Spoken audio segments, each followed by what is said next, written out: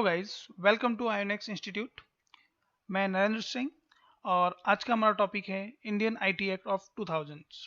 ये हमारा second part है इसके ऊपर। और आज हम देखने वाले हैं introduction of IT act, Indian cyber team and sections. So सबसे पहले जो हम इंट्रोडक्शन देखने वाले हैं इसमें गाइस सबसे इम्पोर्टेंट थिंग ये है कि जो हमारा साइबर लॉ है वो इंट्रोड्यूस किया गया था 17 अक्टूबर 2000 को इंट्रोड्यूस किया गया था, इसलिए इस आईटी एक्ट 2000 बोला जाता है इसको। ठीक है, तो इसको कई लोग द इंफॉर्मेशन टेक्नोलॉजी एक्ट 2000 भी बोलते हैं, कई लोग इसको आईटीए 2000 भी बोलते हैं, कई लोग इसको आईटी एक्ट भी बोलते हैं। और कुछ ऐसे पर्सन भी हैं जो इसको साइबर लॉ के नाम से भी जाना जाता है। और हर एक कंट्री में गाइज जैसे डिफरेंट डिफरेंट होते हैं रूल्स, तो वैसे यहाँ पर भी रहेंगे। And the main thing is guys कि इसके अंदर the original act contain the 94 sections. इसके अंदर जो 94 सेक्शंस है एंड डिवाइड किया गया है 13 चैप्टर्स के अंदर डिवाइड किया गया है। और main thing is the law applied to the whole of India. Okay, एक तो ये पहले की पूरे वर्ल्ड इंडिया के अंदर ये अप्लाई होता है। ठीक है, ये लो and if a crime involve a computer और network located in India person of other nationalities. अगर गाइज वो किसी और कंट्री का अगर नेशनलाइज्ड पर्सन है या किसी और कंट्री से आया हुआ है और वो यहाँ पर आके ऐसा कुछ अटैक करता है या फिर यहाँ पर रहकर ऐसा कुछ कर रहा है, तो गाइज उसके ऊपर भी वही लो लागू होते हैं।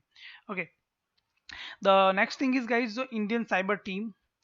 नॉर्मली हमारी जो इंडियन साइबर टीम में ये सारी चीज़ आती है, जैसे इंटेलिजेंस ब्यूरो, आर्मी इंटेलिजेंस, रो, डीआरडीओ, सर्टीन, है ना। ये जिसको हम Indian computers emergency response team भी बोलते हैं।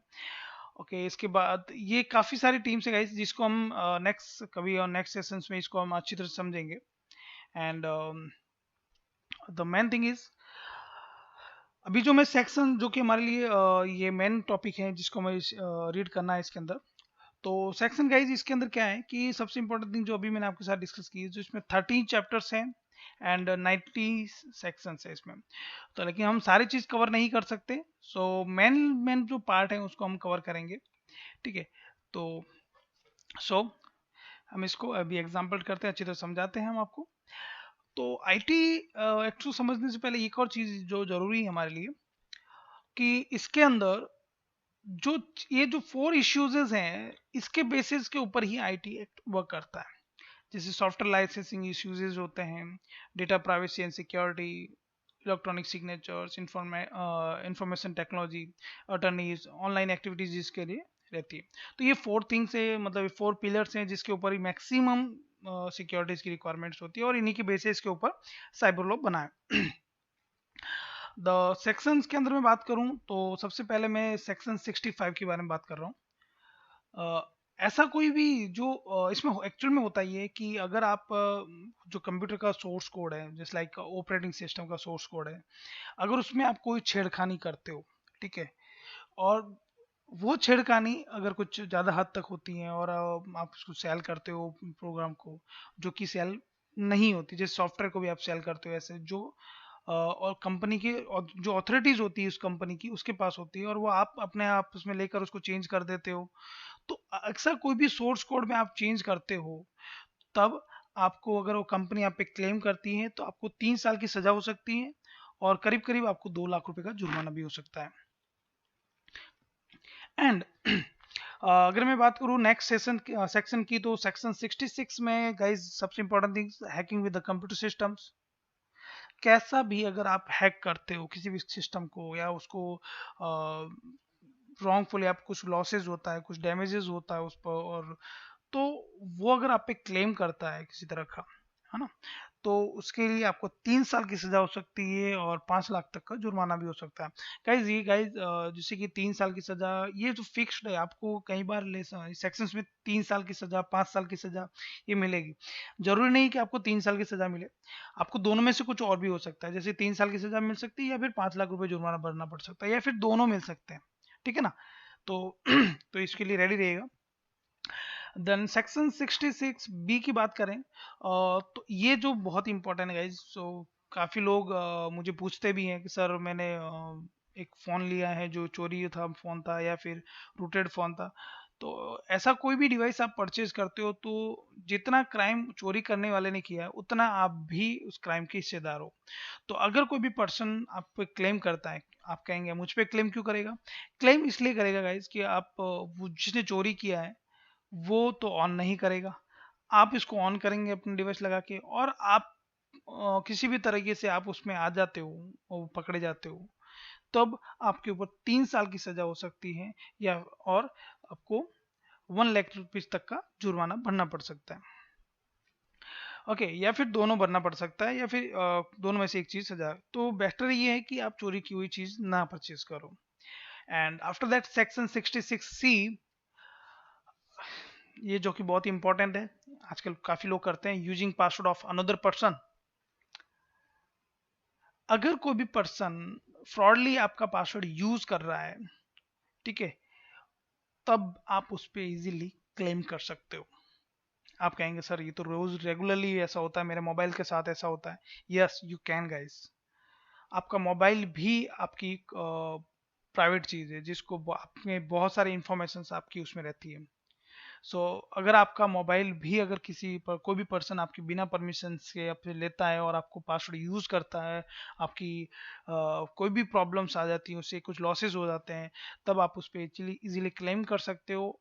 तब क्लेम जब जैसे ही करेंगे तो उसकी पेनल्टीज लगेगी, उसको 3 इयर्स की आपको उस पर्सन को सजा हो सकती है और उसको 10 लाख रुपए तक का या फिर 1 लाख रुपीज तक का डिपेंड करता है गाइज। 1 लाख इसमें कैसे सजा के अंदर 1 लाख टू 10 लाख तक का चेंजेस होता रहता है, तो इसमें 1 लाख तक का आपको जुर्माना भरना पड़ सकता है। And cheating cheating using the computer resources, कोई भी पर्सन विद कंप्यूटर रिसोर्सेज का यूज करके किसी पर्सन को चीट करता है, तब भी उसको कुछ पेनल्टीज पे करनी पड़ सकती है या फिर उसको सजा भुगतनी पड़ सकती है। चीटिंग बहुत सारी होती है गाइज, तो आप यू नो वेरी वेल कि कंप्यूटर सिस्टम से कितनी चीटिंग्स पॉसिबल है आजकल मार्केट में। आप एवरी डे अगर आप न्यूज़पेपर रीड करते हैं तो आपको कहीं ना कहीं कोने में आपको इन 2 डेज आपको मिल जाएगी अपडेट्स। अदरवाइज आप you have to follow the hacker news and many more security applications, ये जो कि आपको न्यूज देती हैं, तो आप देखेंगे तो आपको ऐसी चीजें मिल जाएगी। तो ये वहां पर 66D करके ये जो सेक्शन लगता है उसके ऊपर। After that section 66E, the publishing the private image of others। कोई भी किसी की प्राइवेट इमेजेस गाइस अगर पब्लिश करता है तो वो भी उस सजा का हकदार है।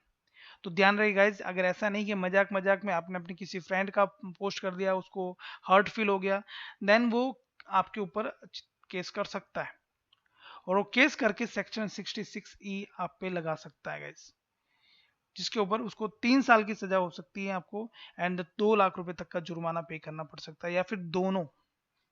ठीक है, तो ध्यान रहे आपको भी नहीं करनी है और किसी को नहीं करने देनी है। एंड सेक्शन 66F की बात करें तो हम एक्ट ऑफ साइबर टेररिज्म। अगर आपका मोबाइल, आपका डिवाइस या आप खुद किसी भी तरीके से, जरूरी नहीं कि आप टेररिस्ट हैं या ऐसा कुछ है, आपका मोबाइल या आपका डिवाइस जो लैपटॉप भी किसी भी ऐसी एक्टिविटी में शामिल हुआ है, लाइक द मेल करने में हुआ है किसी टेररिस्ट को या फिर कॉल करने में हेल्प हुआ है या फिर आपने खुद किया हो, ठीक है, by mistakely, that possible, then अगर ऐसा कोई भी साबित होता है तब आपको उम्र भर तक की सजा मिल सकती है, जिसको हम आप समझ सकते हो क्या क्या होगी उसमें। तो इसके अंदर 66F लगता है। तो इसको साबित करने के लिए गाइज काफी मशक्कत करनी पड़ती है कि बॉस मैंने हमने ऐसा नहीं किया है, प्रॉब्लम से निकलना पड़ता है बहुत सारी। एंड नेक्स्ट सेक्शन इज अब 67A। अगर कोई भी ऐसा पब्लिश करते हो जो सेक्सुअलिटी को दर्शाता है, ऐसी कोई इमेज, तब भी आप पे एक केस बन सकता है और आपको सजा मिल सकती है, जिसके अंदर आपको 7 ईयर की सजा और 10 लाख रुपए तक का जुर्माना। ठीक है ना। इसके लिए गवर्नमेंट काफी सतर्क है गाइस कि आप ऐसा कोई भी हरकत ना करो या ऐसा किसी को भी परेशान ना करो। ठीक है ना। तो उसमें 7 साल की सजा मिल सकती है और आपको 10 लाख रुपए तक का जुर्माना हो सकता है, या फिर दोनों चीज आपको हो सकती है। इसमें 67A सेक्शन आपका लगता है। एंड आफ्टर दैट 67B, जैसे कि देखो गाइज इसमें एक सेक्शंस की लिस्ट है 67, 65, 66, A B C। तो वैसे ही बहुत सारे सेक्शंस हैं। तो जो मैं आपको जो एक एक करके समझा रहा हूँ वो वही है जो कि बेसिक हम लोग गलतियां करते हैं, आप लोग गलतियां करते हो, और हम लोगों को हम ऐसा लगता है कि कोई नहीं, हमें नहीं देख रहा। तो ऐसा नहीं है गाइस। गवर्नमेंट आप पे इजीली नेक्स्ट जो मैं आपको मेरा लेक्चर आएगा इसमें मैं आपको बताऊंगा कि गवर्नमेंट हर एक पर्सन पे नजर रखती है। ठीक है ना। अगर आप ऐसा नॉर्मली आपको छोड़ देती है, क्योंकि गवर्नमेंट को वैसे भी बहुत सारे केसेस होते हैं, तो छोटी छोटी चीज़ों पे वो ध्यान नहीं दे रहे हैं।